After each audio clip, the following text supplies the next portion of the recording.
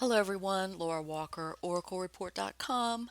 This recording is designed to help us, especially those with the Sun, Moon, Chiron, or Black Moon in Virgo or Pisces, to navigate the Black Moon transit that is underway. So we know that the Black Moon transit is a process of death and rebirth.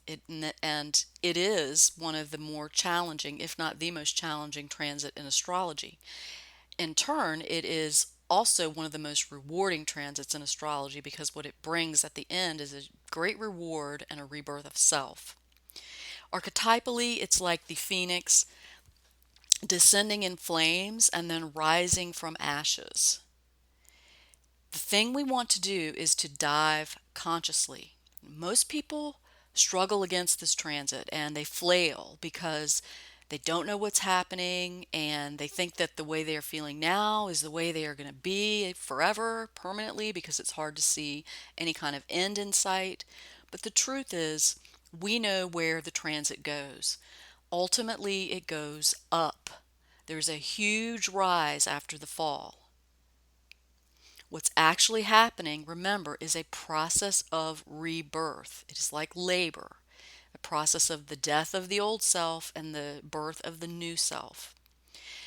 It's a purge or a burn off of emotions or attitudes that have built up over the last 9 years, things that we are holding on to that no longer serve us. This often includes things like guilt and shame and anger, resentment, feelings of failure, loss, definitely lost, injustice, dashed hopes and dreams, and grief. But the transit of the black moon is a good thing because it gives us the huge chance to release all of this. And in fact, it actually does it for us energetically because it burns off all of that stuff. It's our tendency to struggle and resist and fear change and hold on tightly because all of that is familiar. All of that guilt and shame is our friend. We identify and even shape ourselves to some degree through shame, guilt, loss, injustices. We must remember that what we resist persists, and this is the time to face those things. With the black moon, there's always that tendency to project our fears. Specifically with black moon and Pisces, this is going to be issues with trust and capability. So we may question if other people are trustworthy or question whether other people have the capability or the ability to do something. When in fact, what we're feeling about ourselves is that we aren't trustworthy, or we're having questions about what can be trusted, particularly God, and if we have the capability to do something and not fail. So it keeps us locked in if we're not working on that, and we'll project onto other people that which we cannot face in ourselves, as I always say. So with that, here are 10 tips for navigating the Black Moon transit. Number one, remember that this is a process and it will end. It will end in January. Oftentimes, knowing that when the end will come, is what helps us get through it. Number two, rest as much as possible. This is an internal time. It's a time when we need to give ourselves the time, the gift of the time, to let it happen. It's okay to pull the covers over our head, but we just don't want to stay there too long. Make sure that you are drinking enough water, and in fact, try to increase your water intake. Pisces is a water sign. It's often the hardest time to take good care of ourselves and maintain our supplements and our health regimen when we're having the Black Moon transit, because it's so difficult and we can be so drained that those things can just kind of fall to the wayside. Number three, reflect back to late 2009 and the first half of 2010. What was happening in your life then? Are there things that need to be released? go back and look. Things may be coming to another evolution, or the same types of issues might be repeating in order for us to finally heal it and let it go.